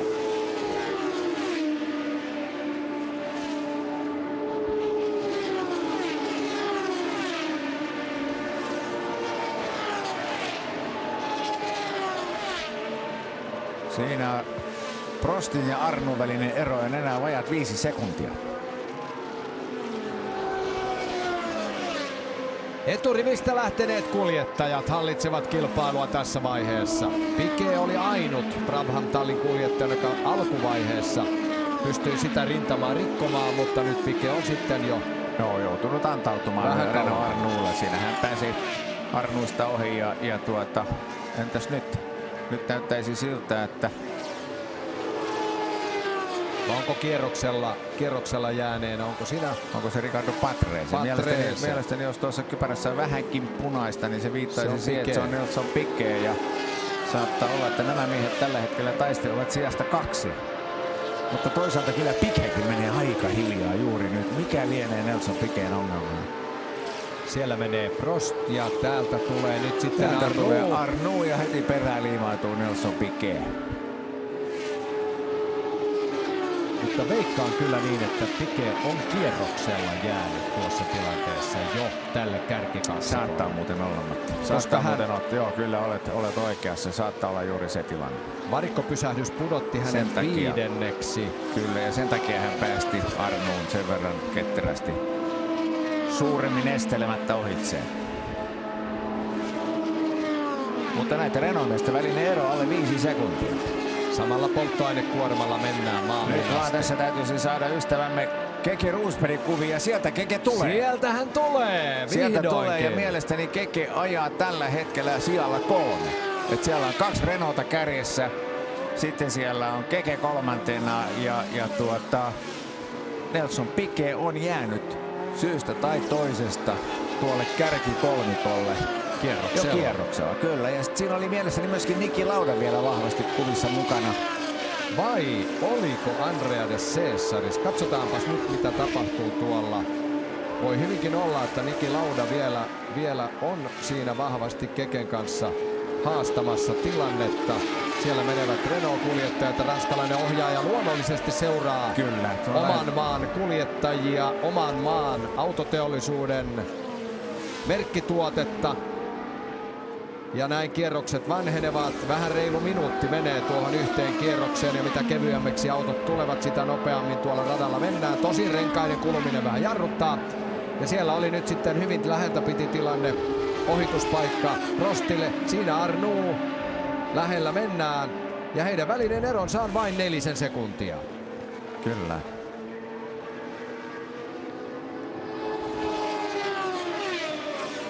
Kaksi Renault-tallin autoa. 10 kierrosta jäljellä. Nyt on 10 kierrosta jäljellä. Kyllä. Jännitys tiivistyy. Kyllä edelleen. 2 Renault-kuljettajaa kärjessä. Kyllä, ja tässä kohtaa voin kuvitella, että tuolla yleisö on aika lailla mielissään. Ollaan kuitenkin Ranskan maaperällä ja Renaultlla nyt hieno kaksoisjohto, kun on 10 kierrosta matkaa maaliin.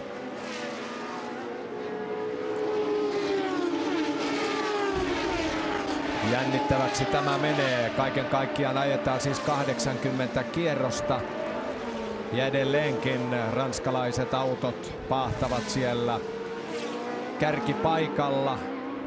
Jälleen kierroksella ohitettava, jälleen punavalkoinen auto. Onko se Watson vai ei? Se on Alfa Romeo, joka siinä ohitettiin. Ja täältä tulee sitten Keke Rosberg. Ja ei ole Keke kaukana enää Renault-kaksikosta. Ja siellä takana on Piquet tuossa, mutta Kekekin on hänet ohittanut jo kierroksella. Kyllä. Nyt saadaan pikkuhiljaa nauttia vähänkin myös Keke Rosbergin ajolinjoista. Ja nyt olisi kiva näyttää, jos ohjaaja näyttäisi meille, että mikä tuo miesten välinen aikaero todellisuudessa tällä hetkellä tuolla radalla on. Tässä tulee mielestäni Alain Prost. Siellä tulee René Arnoux tässä valkoisessa autossa. Ja seuraava on mies tämä, kukkulan yli pitäisi olla Keke, mutta sitä ohjaa meille ei enää näyttää. Tuossa tuo punavalkoinen auto häiritsee kyllä René Arnoun suunnitelmia ilman muuta tosi pahasti, koska Arnoux tietää sen, että Rosberg saavuttaa koko ajan. Ja niin se käy. Siinä on Andrea de Cesaris käsittääkseni tuossa Alfa Romeolla, mutta hyvin pääsee René Arnoux hänestä ohitse. Kyllä. Mutta mikä on sitten Keken tilanne? Keke on hienosti takana. Tuntuu siltä, että Keke ottaa nyt koko ajan kiinni Renault-kaksikkoa. Ja Andrea de Cesaris on nyt siellä sitten Keken tähtäimessä. Ja miten tiukka taistelu tästä tullaan käymään sitten Andrea de Cesariksen kesken. Antaako tämä kuumakalle italialainen hänelle tietä? Andrea de Cesaris on kunnostautunut elämänsä aikana, tämä nuori kuuma 23-vuotias on liekeissä koko ajan, aina kun vedetään visirin ikkuna kiinni ja päästään radalle paahtamaan. Nyt pitäisi Andrea de Cesariksen vilkuilla peileihin ja antaa tiukasti tietä Keke Rosbergille. Tämä on jännittävä taistelu, mutta mitä tapahtuu René Arnoulle? René Arnoun auto hyytyy.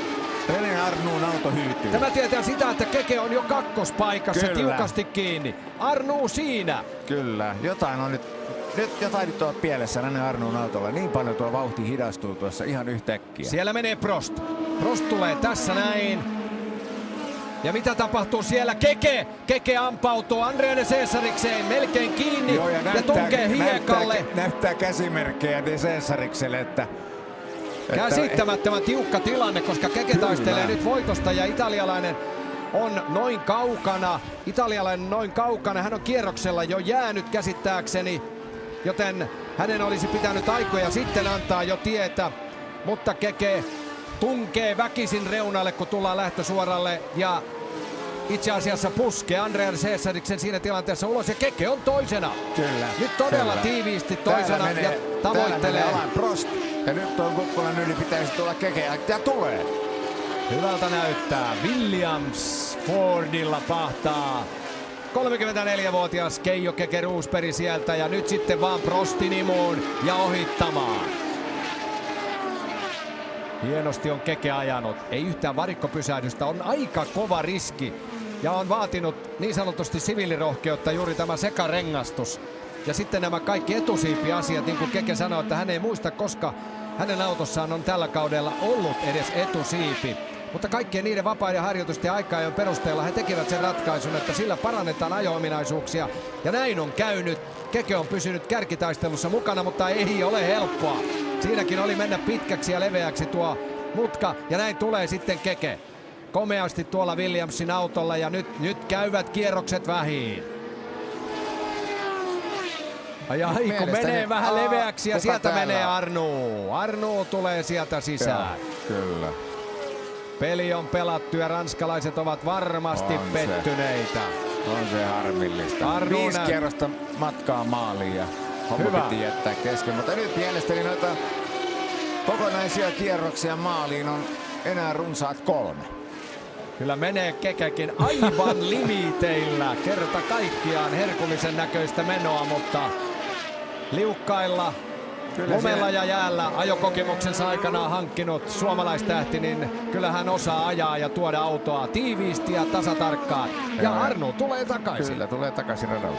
Ja tulee muuten siihen vielä kiusaamaan näitä kärkimiehiä. Tallitoverinsa Alain Prostin ja toisen olevan Williams-kuljettajan Keke Rosbergin eteen. Kyllä, mutta hän on jo jäänyt niin monta kierrosta. Ja auto hyytyy täysin. Kyllä. Arnoun peli on pelattu. Arnoun auto hyytyy ja näin ollen Prost ja Rosberg käyvät taistelua tämän kilpailun voitosta. Mutta kaveneeko tuo ero? Keke menee aivan limiteillä. Kyllä se koko ajan kapenee vähän. Kyllä se koko ajan kapenee vähän. Nyt olisi kiva saada näitä eroja myöskin ruutuun, mitä ne ovat sekunneissa ja sadasosissa. Siinä he ovat peräkkäin jo tällä hetkellä. Sitten vaan Keke, armotonta rutistusta. Mielenkiintoinen kilpailu tämä on ollut Kekeltä ja hän on tullut voittotaistelun mukaan ja nyt näkee oman mahdollisuutensa. Nyt jos koskaan. Sieltäkö se tulee se suomalainen historian ensimmäinen Formula 1 voitto. Lähellä siinä ollaan. Kerrotaan kaikkia. Se on harmi hienoa. paikka, että meille ei tarjota tuohon ja teille hyvät katsojat tuohon ruutuun tarkempaa tietoa siitä, että kuinka monta kierrosta on vielä ajamatta. Mutta kun äsken sanoin, että ainakin 3 kokonaista kierrosta, niin voi olla, että niitä oli 4 vielä jäljellä siinä vaiheessa. Ja Keken kannalta tietysti kiva, jospa niitä olisi vaikka 5 vielä jäljellä, koska Keke selvästi ajaa tällä hetkellä nopeampia kierroksia kuin Alain Prost ja ottaa ranskalaiskuljettaja kiinni joka ikisellä kierroksella. Katsomo huutaa, kannustaa maanmiestään Alain Prostia, mutta suomalainen Hurja tulee sieltä takaa ja kaventaa eroa koko ajan. Joo, ja nyt tietysti voisi kuvitella, kun ollaan Ranskan maaperällä, että kai siellä nyt joku on soittanut Jean-Marie Palestrelle ja sanonut, että pankaa nyt tää kilpailu poikki jo tässä kohtaa, niin saadaan ranskalainen voittaja, koska sen verran villisti sieltä Keke takaa puskee. Nyt ero on jo noin pieni. Harmi paikka, ettei tiedä tarkkaan. Tässä lukee nyt, että ero on tasan 2 sekuntia. Minkä silmäkin kyllä kertoo. Kyllä, mutta kertokaa meille vielä se, että kuinka monta kierrosta on ajamatta. Ja nyt on Kekellä 1 000 000 taalan paikka. Lähtö suoran pään jarrutuksen, mutta vielä on eroa niin paljon, että ei se ohitus tuossa tule. Ei se ohitus tule siinä vielä, mutta se tulee vielä sieltä aivan varmasti. Prost ei pysty pidättelemään suomalaista, joka ajaa nyt elämänsä kilpailua suuressa hurmiossa. Ja siellä näkyy Arnuun auto, toinen Renault Turbo on pois pelistä. Ja tässä menee sitten Keke Roosberg. Tukholmassa syntynyt 6. päivä joulukuuta 48 ja nyt tullaan aivan lähelle ja Keke näkee sen mahdollisuuden. Tuleeko se siinä? Ei vielä. Ei vielä, mutta selvästi näillä syherrellä osuudella niin Keke on nopeampi kuin Alain Prost. Selvästi nopeampi syherrellä osuudella. Ainoastaan tuolla suoralla pystyy Prost jollain lailla pitämään kyydin riittävän kovana, jotta Keke ei pääse lähelle. Mutta täällä syherrellä osuudella katsokaa tätä. Turbo vastaan, vapaasti hengittävää. 1,5 litran turbomoottorilla varustettu Renault ja 3 litran vapaasti hengittävä Ford. Ja nyt se tulee, ei tule vielä. Keke näyttää peileistä, Keke näyttää professorille, että nyt tietää. Täällä on voimaa, täällä on pitävämpi rengas ja ennen kaikkea täällä on suomalaista sisua. Tässä suoralla pystyy vielä Prost antamaan vähän vastusta Kekelle. Se on se turbo. Tuonne, kyllä. Mutta kun päästään tuolle syherrelle osuudelle, niin sitten tilanne on hieman erilainen. Tuleeko se tällä kierroksella? Se alkaa heti tästä. Nyt. Se alkaa heti tästä. Nyt Keke iskee. Ensin ulkokautta. Tuossa mennään imutukseen. Ei vieläkään. Mutta sitten tulee se hyvä paikka täällä kohta. Tässä uudelleen. Ja nyt se tulee sisältä. Ai, kun on mannaa. Siinä Prost ajautui hetken aikaa, vähän aikaa ulos ajolinjalta ja Keke kuittasi välittömästi. Se oli loistava veto. Vaikka sitä on niin monta kertaa muisteltu, niin kiva se on nähdä. Ja Prost yrittää vielä härnätä kaikin keinoin. Frank Williams ja koko laaja esikunta hyppivät riemusta siellä. Keke Roosberg on ottamassa ensimmäisen voiton tällä kaudella. Ja katsokaa mikä ero. Ollaan viimeisellä kierroksella. Saman tien se venähtää. Tosin Prost voi myöskin löysätä tässä tilanteessa. Kukaan ei enää tule takaa. Ja kun hän heti huomasi, että mitään mahdollisuuksia ei ole enää Keken kuittaamiseksi tuossa tilanteessa, niin peli on sitä myöten selvää. Vielä jatkuu ajaminen. Onko tämä se viimeinen kierros? Ja siellä ovat jo ratamiehet hermostuksissa juoksemassa tuonne radalle. Tarina tietää kertoa, että kilpailun maalituomari oli niin kuin Erkki Mustakari jo tässä vihjaili. 2 kierrosta ennen maaliin tuloa valmiina liputtamaan kilpailu päättyneeksi silloin kun Prost johti.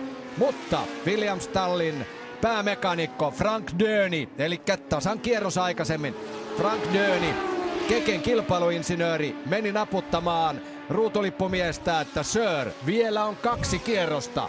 Pidä lippu sivussa, älä nosta sitä vielä. Ja siinä René Arnoux kävelee painuksissa. Ja nyt todellakin kierretään rataa viimeistä kertaa. Ja Keke Roosberg johtaa kilpailua.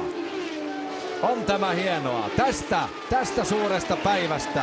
Elokuu 29. päivä 1982. Keke Roosberg ottaa ensimmäisen suomalaisen Formula 1-voiton.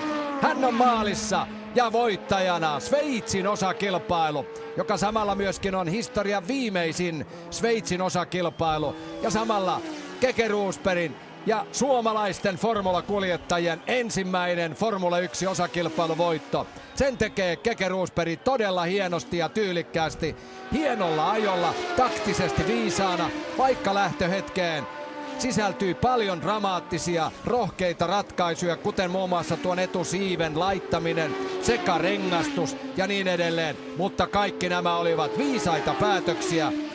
Ja Keke tulee ja tuli ja ajoi voittajana maaliin ja vieläkin näkyy, kuinka on aika lailla kulunut. En tiedä, onko radio mennyt rikki tai eikö ruutulippu heilumista näkynyt, kun vaikuttaa siltä, että Keke ajaa edelleen täysillä. Ja kuitenkin ainakin minun käsitykseni mukaan niin Keke tuli jo maaliin, mutta kyllä vauhti on sen verran kylmää edelleen, että ehkä siellä jollain lailla tuo informaatio, joka meille tuli, oli siinä mielessä väärä, että vasta nyt täyttyy sitten kilpailu. No niinpä on, sieltä tulee Keke maaliin. Kyllä, koska kyllähän Keke olisi tuulettanut sitä jo aikaisemmin. Kyllä. Siellä oli nyt meille tarjottu numerotieto vähän toista, mitä kilpailun radan tapahtumat oli. Ja näin Keke on maalissa voittajana. Kauden 14 MM-osakilpailu. Ja siellä komeat tuuletukset. Ja tämä tietää sitä, että Keke siirtyy M-pisteissä kärkipaikalle. Kyllä. Siellä Keke Rosbergilla on nyt 42 pistettä ja Didier Pironi, joka ei enää tule osallistumaan kauden jäljellä oleviin kilpailuihin, säilyttää edelleen kakkospaikan 39 pisteellä. Alain Prost tuon toisen sijansa ansiosta kasvattaa pistesaudonsa 31, on kolmantena. John Watson neljäntenä 30 pisteellä, Niki Lauda viidentenä 30 pisteellä.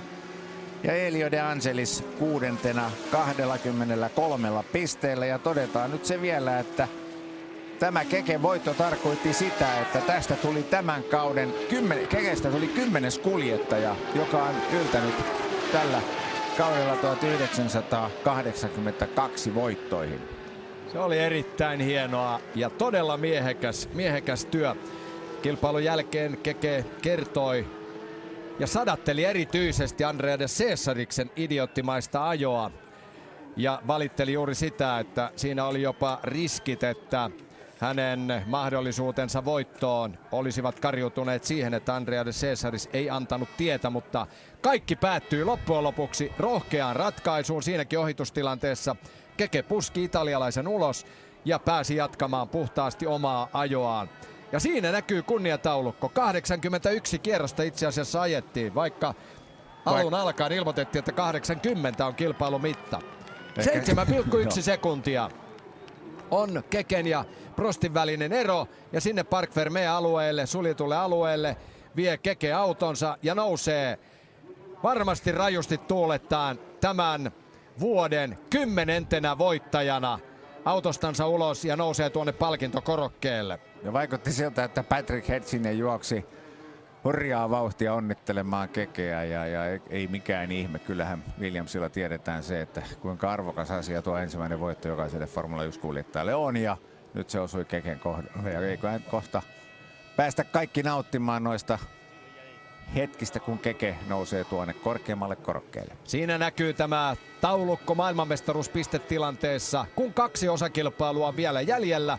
2 viikon kuluttua Monza ja sitten myöhemmin syyskuun loppupuolella on kaudenpäätöskilpailu Las Vegasissa, Kaliforniassa, USAssa. Jos katsotaan, että Kekellä on 42 pinnaa, ainoa mies, joka häntä noista voi uhkaa, niin on Alain Prost 31 pisteellä. Siinä on 9 pisteen ero. Ja 10 pisteen päässä sitten John Watson, mikäli oikein tuossa näin. Periaatteessa Kekelle riittää Monzassa 5. sija, niin hän varmistaa maailmanmestaruuden. Siis seuraavassa kilpailussa jo mahdollisuus maailmanmestaruuteen, mutta senhän me voimme tässä varsinaisessa klassikkokilpailussa näinä loppusanoina todeta, että Monzassa se ei vielä onnistunut, mutta katsotaan, onnistuuko se Las Vegasissa.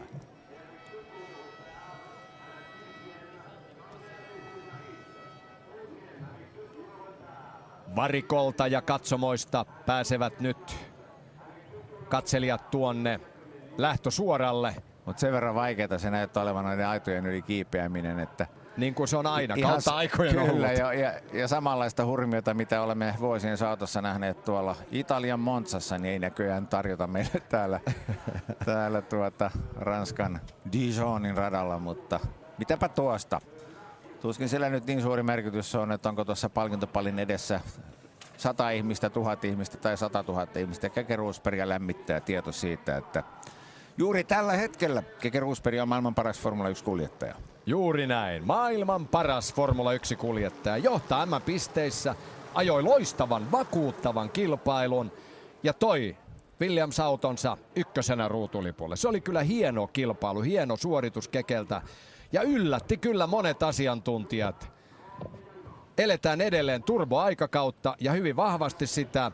Ja Keke tuo vapaasti hengittävällä Fordilla tuon Williams-autonsa ykkösenä ruutulipulle. Niin kyllä siinä vähän Renaultin puolellakin ja Brabhamin puolella pistettiin porukka polvilleen. Joo, vaikea sanoa mikä siinä vaikutti siihen, että Alain Prost ei pystynyt enää vastustamaan lopussa. Tässä taitaa tulla tuo ratkaiseva ohitus. Alain Prostilla on ilmeisesti renkaat niin loppu.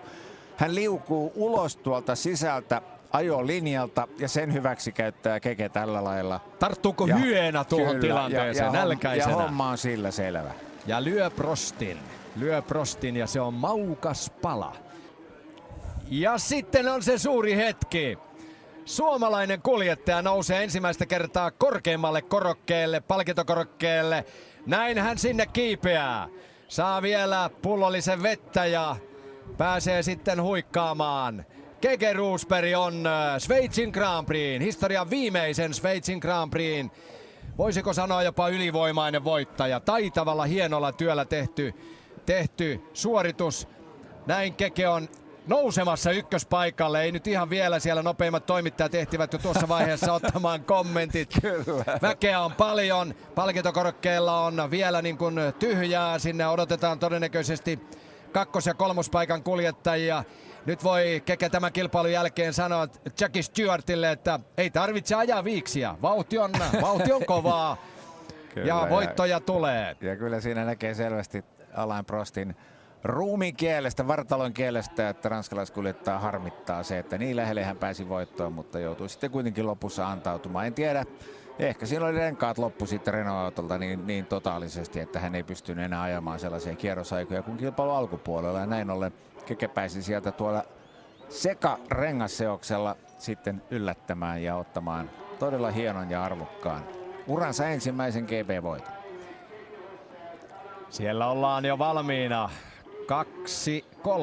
2-3 on jo valmiina tuolla. Siellä on Alain Prost tuossa vasemmalla selin ja sitten sinne odotetaan vielä Niki Laudaa. Niki Lauda sijoittui tässä kilpailussa sitten kolmanneksi. Hän jäi minuutin. Nämä 3 palkintokorokkeen kuljettajaa ajoivat sen 81 kierrosta. Mikäli tuohon ruututietoon nyt on uskomista, tuloksissa myöskin jälkeenpäin julkistetussa tuloksessa puhutaan vain 80 kierroksesta. Vettä juodaan nyt hartaasti ja odotetaan, että tuo palkintoseremonia vihdoin käynnistyisi ja nyt sieltä löytyy Niki Lauda. Lämpimät onnittelut tulee sieltä kaksinkertaiselta maailmanmestarilta Niki Laudalta ja Keke Rosberg nousee korkeammalle korokkeelle Ranskan maaperällä Sveitsin Grand Prix voittajana. Keke Rosberg ykkösenä, toisena Alain Prost Ranskasta, kolmantena Itävallan Niki Lauda. Näin tuulettaa suomalainen. Ensimmäistä kertaa korkeimmalla korokkeella Keke Rosberg.